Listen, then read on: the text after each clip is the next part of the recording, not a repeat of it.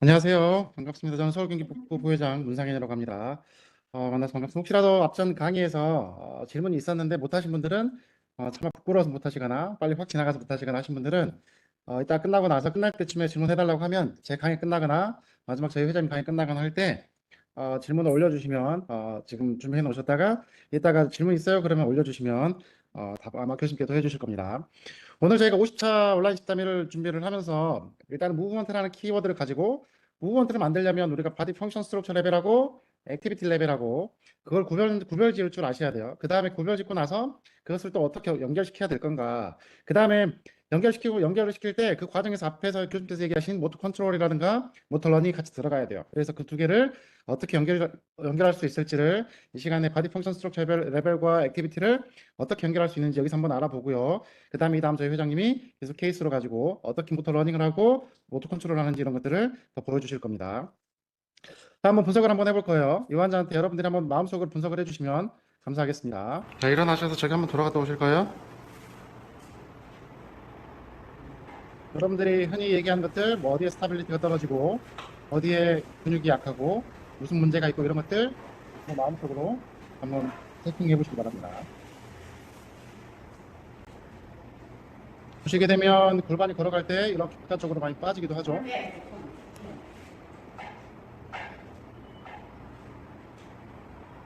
그리고 계속 땅을 손을 보고 그 다음에 손에 스파스티시티도 있고요. 발은 스윙이 잘 나오지도 않고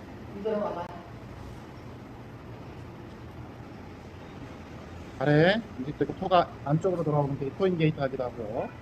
무릎이 지금 청바지를 입고 계시지 뭐 무릎이 까지기도 해요. 이 하이퍼 익스텐션도 나오고 점점 듣다 보면 손의 감촉도 증가하고 마음속으로 분석을 한번 해보시기 바랍니다. 어떤 문제가 있는지.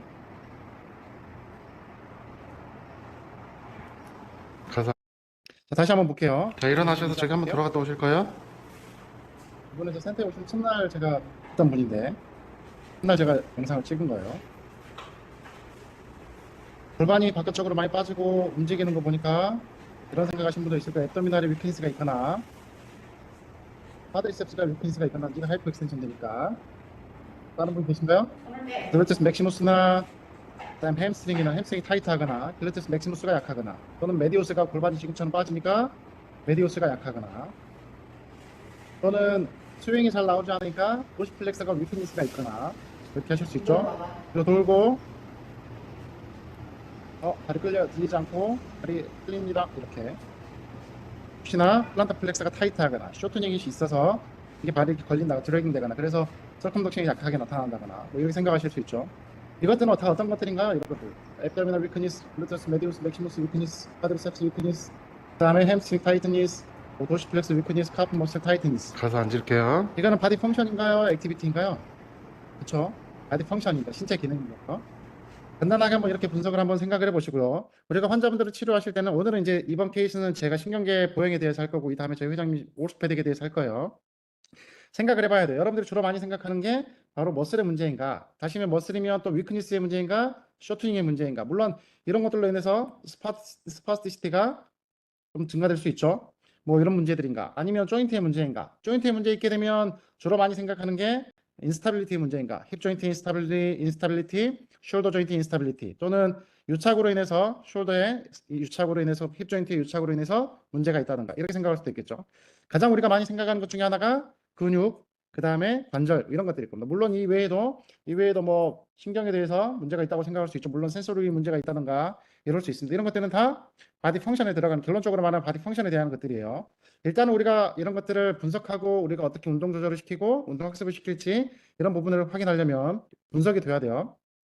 근데 우리가 맹목적으로 그냥 걷는 게 잘 안 되네, 어디에 문제가 있네 이런 것보다는 정확하게 이제 바디 펑션 스트럭처 레벨과 액티비티 레벨을 구별하셔서 이 두 개를 어떻게 커넥션하고 서서히 이걸 빌드업을 시켜 나갈지를 이 단어에서 한번 알아보도록 할게요. ICF 프레임워크예요. 다들 한 번쯤은 들어보셨고 학교 다닐 때도 많이 들어보셨고 강의할 때도 많이 들어보셨을 겁니다. 바디 펑션 스트럭처가 있고요, 액티비티가 있고 파티시페이션이 있습니다. 바디 펑션과 스트럭처 레벨에 문제가 생겼을 때는 우리가 그걸 임페어먼트, 그 다음에 리미테이션도 있고 레스트릭션 이런 것들이 있어요. 그 다음에 액티비티나 파티시페이션이나 바디 펑션 스트럭처 레벨에 영향을 주는 environment 팩터 또는 personal 팩터 이런 것들이 ICF 프레임워크를 구성하고 있습니다. 한번 하나씩 뜻을 하나씩 보도록 할게요. 바디 펑션, 신체 기능이라고 얘기를 하죠. 신체 기능이라고 하면 우리 신체의 모든 생리학적인 기능들을 다 얘기를 합니다. 다시 얘기해서 우리 신체를 구성하고 있는 신체계를 구성하고 있는 모든 생리학적인 기능들, 많은 기능들이 들어갈 거예요. 이따가 뒤에 나오겠지만 뭐 근육의 기능이 될 수 있고요. 앞서 얘기했듯이 신경의 기능이 될 수도 있고요. 그다음에 관절의 기능이 될 수도 있고 뭐 호흡의 기능, 이런 배변 기능 이런 모든 기능들이 다 이 바디 펑션에 들어갑니다. 역시 여기에는 사이콜로지컬 펑션 이런 것들도 정신적인 기능들도 포함이 되는 겁니다. 바디 스트럭처. 바디 스트럭처는 우리가 사지나 뼈는 뭐 사지 우리 몸의 사지를 구성하고 있는 몸을 구성하고 있는 뼈나 장기와 같은 해부학적인 파트들을 우리는 바디 스트럭처 이렇게 얘기합니다.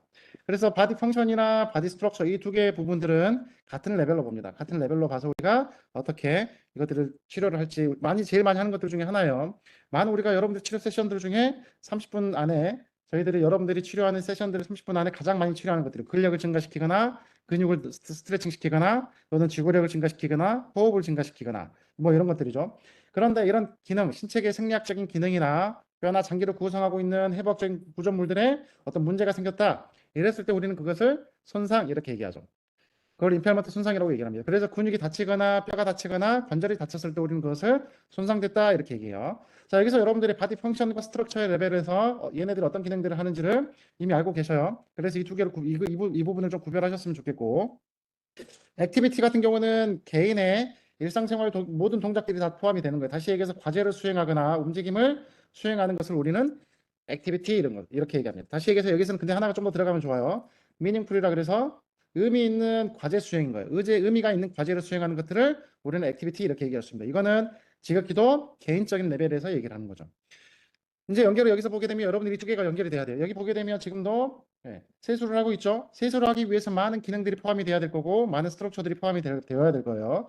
세수를 한다고 하면 뭐 트렁크가 업라이트 되는 거 또는 숄더가 움직이는 거, 엘보가 움직이는 거, 손이 움직이는 거, 손가락이 움직이는 거 또는 여기 보게 되면 숄더, 엘보우, 핸드가 코디네이션을 이루는 거 이런 것들이 다 또는 업라이트라고 헤드가 잘 들고 있는 거 이런 것들이 모든 게 다 바디 펑션에 들어갑니다. 이 바디 펑션들이 기능들이 좋아야 액티비티가 좀 더 좋아질 수 있겠죠. 그런데 이 개인적으로 지극히 개인적인 레벨에서 수행하는 모든 과제들에 어려움을 겪었을 때 그게 환자가 어려움을 겪어요. 다시 얘기해서 뭐 환자분들이 병실에서 화장실에 가기 어렵거나 병실에서 휠체어를 타기 어렵거나 병실에서 뭐 베드에서 내려오기가 어렵다거나 휠체어를 움직이기가 어렵다거나 치료실로 가는 게 어렵다거나 뭐 이런 것들이 어려움을 겪었을 때 우리는 그것을 리미테이션 이렇게 얘기합니다. 활동 제한 이렇게 얘기해요. 뭐 근육이 손상됐다고 얘기하지 근육이 제한됐다 얘기하지 않고 활동이 제한됐다고 얘기하지 활동이 손상되었다 이렇게 얘기하지 않죠. 그래서 이런 개인적으로 의미가 있는 개인적인 움직임의 과제 또는 움직임들의 과제에 대한 수행들 이런 것들을 바로 우리는 액티비티 이렇게 얘기할 수 있습니다. 파티시페이션이에요. 파티시페이션은 사회적인 참여로 우리는 파티시페이션 이렇게 얘기합니다. 액티비티 단계보다 조금 더 사회와 연루가 되어 있죠. 연관이 되어 있는 거. 다시 얘기해서 나의 라이프 시츄에이션이랑 생활과 연관이 있냐 없냐 이걸 얘기하는 거예요. 다시 얘기해 소셜 라이프나 스포츠나 여러분들이 뭐 일을 하거나 이런 소셜적인 것들이 이런 것들이 나랑 연관이 있냐. 다시 얘기해서 그냥 내가 집에서 집 거실에서 여기서 여기까지 걸어가는 것들은 우리가 그냥 액티비티로 볼 수 있습니다. 개인적인 레벨에서 과제니까. 그런데 내가 일을 하기, 출근을 하기 위해서 여기서 여기까지 횡단보도를 건너야 돼요. 이것들은 우리가 액티비티로 볼 수 있지만 파티시페이션으로 볼 수도 있습니다. 사회적인 참여로 볼 수 있다는 얘기예요. 사회적으로 연루가 되어 있죠. 여기에 우리가 문제가 생겼을 때 우리가 그것을 participation restriction 제약이라고 얘기를 합니다. 그래서 다시 얘기해서 내가 걷는 거는 돼요. 가장 이제 많이 볼 수 있는 것들이 병실이나 병원이나 치료실에서는 공평하고 안정된 환경이죠. 거기서 걷는 거는 괜찮아요. 그래서 퇴원했는데 어때요? 앞에 슈퍼로 나가려고 그랬더니 가슴이 두근거리고 팔이 올라가고 다리가 뻣뻣해지고 이런 결과로 나오죠. 다시 얘기해서 제한된 우리가 아까 전에도 얘기했죠. 안정된 공간에서 걸을 때는 괜찮았어요. 괜찮았는데 이게 되게 많은 환경들이 아까 전에 우리가 교수님께서 얘기했듯이 환경 같은 경우도 닫힌 환경과 열린 환경이 있다 그랬어요. 그걸 레귤러리랑 논 레귤러리라 그랬는데 닫힌 환경에서는 우리가 안정적이니까 굉장히 편해요. 근데 이게 열린 환경, 내가 밖에 걸어가다가 차가 갑자기 지나갈 수도 있고 갑자기 누군가 나를 밀치고 지나갈 수도 있는 환경들이 다분하게 많이 내재되어 있습니다. 그래서 이 참여하는 데 있어서는 조금 더 어려운 환자분들이 많이 겪죠. 그래서 또 똑같아요. 병실이나 병원에서는 치료실에서 잘 걷습니다. 10m를 10m를 걸어요. 10m를 걷는데 잘 걸어요. 잘 걷는데 앞에 횡단보도가 거기도 10m예요. 근데 이미 불이 깜빡깜빡하죠. 그러니까 시간 안에 걸어야 되는 강박이 있죠. 시간이 끝나버리면 못 걸으면 차가 지나간다는 생각이 또 이런 것들이 있죠. 이는 심리적인 것들이 포함하고 있기 때문에 이 파티시페이션에도 제약들이 좀 어렵습니다. 어려워서 이 레벨까지 우리가 연결을 같이 시켜줘야 되는 게 우리가 치료예요. 그래서 사회적으로 치료를 참여를 할 수 있도록 우리가 도와줘야 되는 게 우리의 역할입니다. 퍼스널 팩터가 있고 엔바이러먼탈 팩터가 있는데 퍼스널 팩터는 말 그대로 환자 개인이 가지고 있는 모든 요소들을 얘기해요. 뭐 젠더, 나이, 커핑 스타일, 그다음에 백그라운드, 뭐 에듀케이션 얼마나 자기가 돈을 갖고 있는지, 자기 직업이나 뭐 경험했던 거라든지 모든 뭐 취미라든지 생활했던 패턴이라든지 캐릭터라든지 성격 이런 것들이 다 개인적인 요소가 들어갑니다. 이것들이 바디 펑션에도 영향을 미칠 수가 있고 바디 펑션 스트럭처에도 영향을 미칠 수도 있고 액티비티에도 영향을 미칠 수도 있고요. 그다음에 얘가 파티시페이션에도 영향을 미칠 수 있다는 얘기예요. 이것들이 그만큼 환자분들의 액티비티나 파티시페이션에 중요한 역할을 한다는 얘기입니다.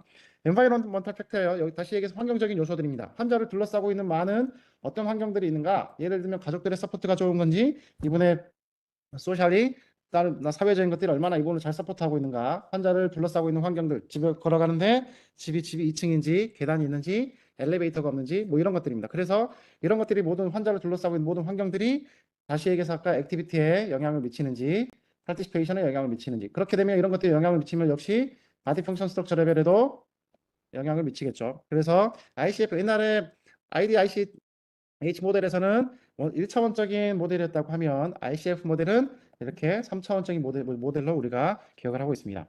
기본적으로 우리가 바디 펑션 스트럭처 레벨과 액티비티 레벨을 주로 두 개를 구분을 잘 하셨으면 좋겠어요. 왜냐하면 우리가 치료를 할 때 그 두 개를 강화를 시키고 나서 어떻게 연결시켜서 파티시페이션까지 연결시킬지를 그 안에 우리가 모터 러닝과 모터 컨트롤이 들어있고 결과적으로 아까 첫 번째 강의했던 교수님 말씀처럼 액티비티를 무브먼트를 얼마나 우리가 더 좋게 만들어줄 것인가 이렇게 얘기하는 거예요.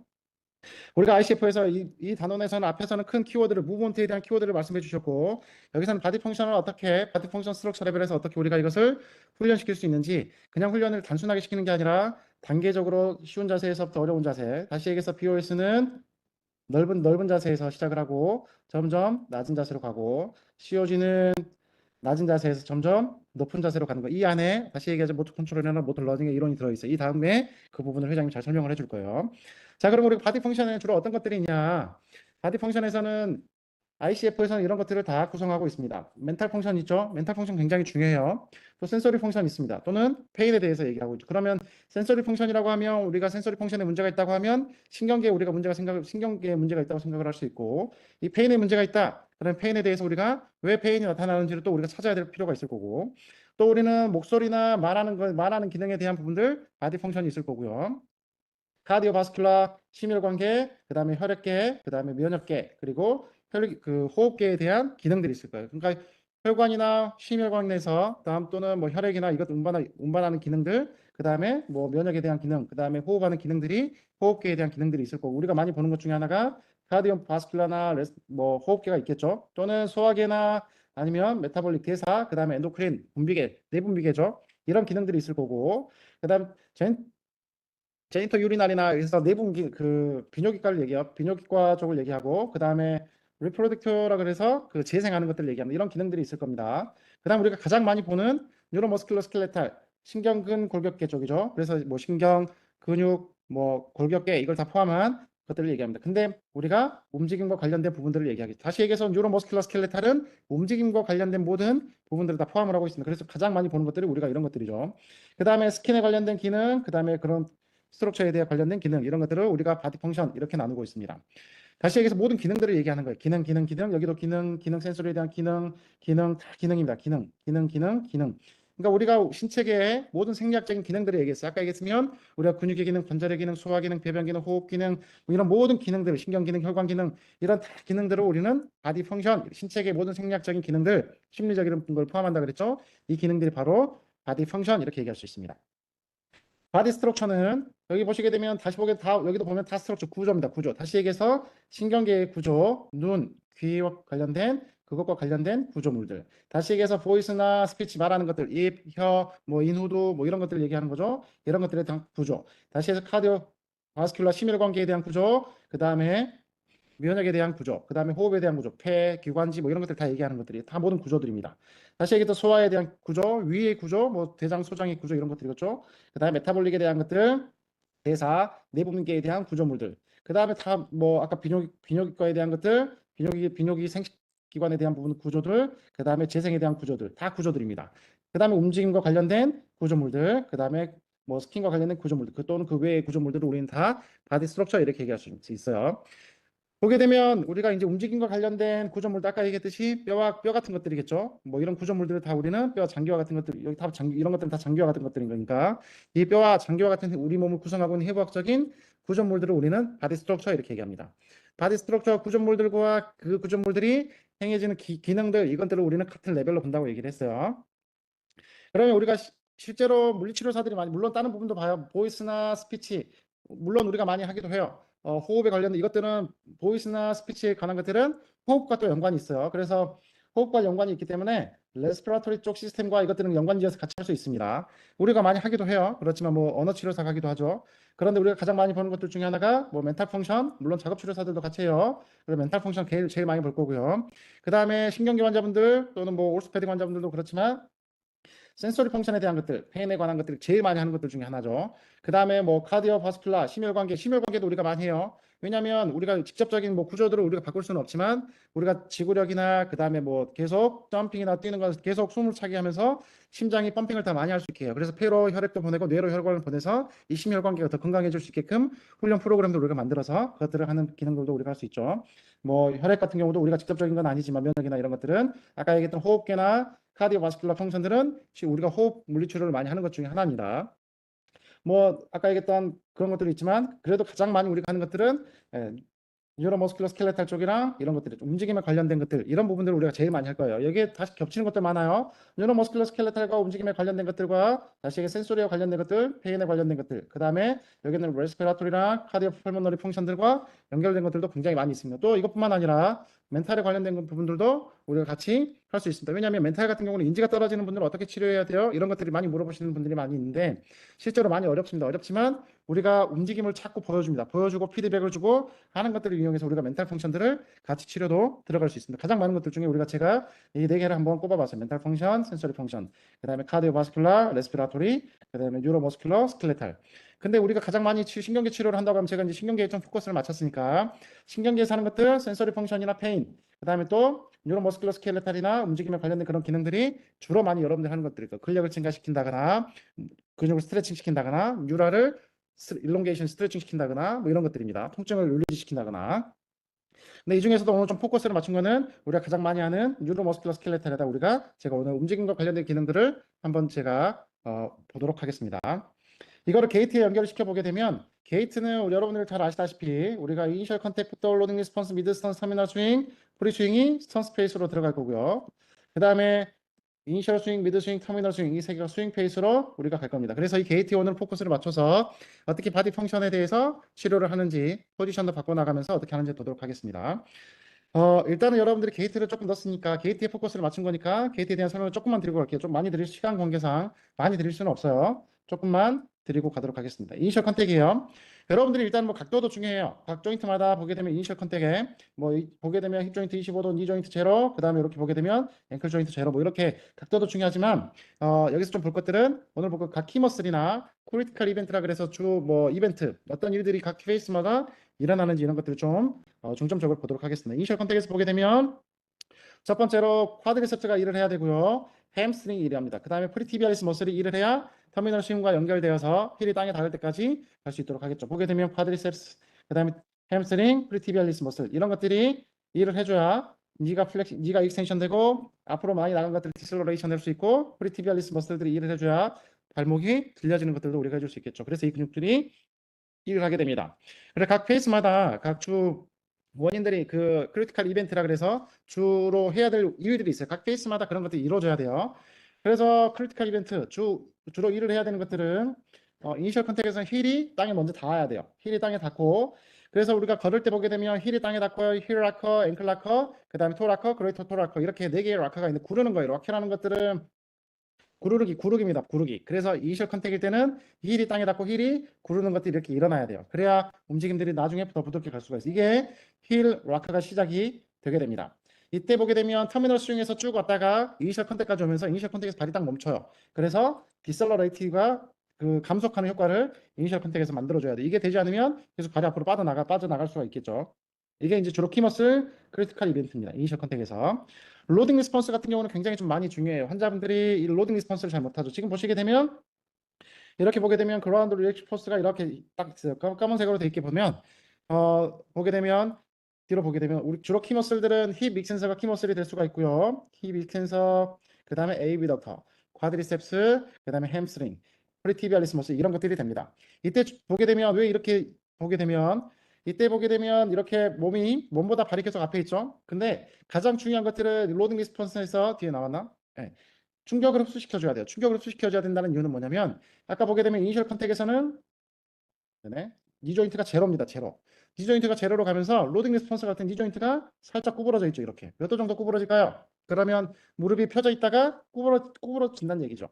구부러진다는 얘기는 니 조인트가 이렇게 있다가 이렇게 구부러진다는 얘기는 이 쿼드리셉스가 이센트릭 컨트롤을 해야 된다는 얘기예요. 왜냐하면 로딩 리스폰스 때는 충격이 완전하게 딱 왜냐면 이 발이 땅에 딱 위에 있다가 발이 딱 땅에 닿으면서 내 발에 모든 체중이 다 실립니다. 이 체중이 여기까지 이렇게 올라가요. 그라운드 리액션 포스처럼 이 체중이 이렇게 올라갑니다.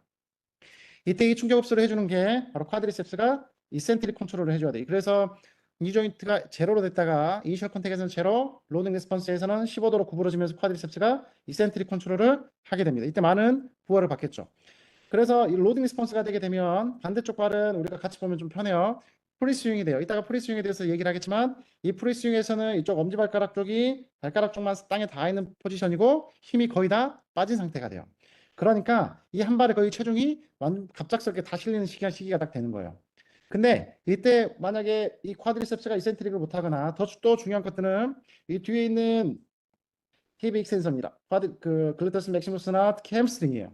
햄스트링이 여기서 스타빌라이저로 작용을 해요. 이게 근육이 수축을 못하게 되면 주로 여러분들이 이렇게 알고 계실 거예요. 글루테우스 맥시무스는 그 다음에 햄스트링은 힙을 익스텐션 시키는 근육이다. 이쪽 프록시멀 파트니까 물론 햄스트링 여기서는 니를 플렉션 시켜요. 이 프록시멀 파트 쪽에서 힘을 더 많이 가져간다는 얘기예요.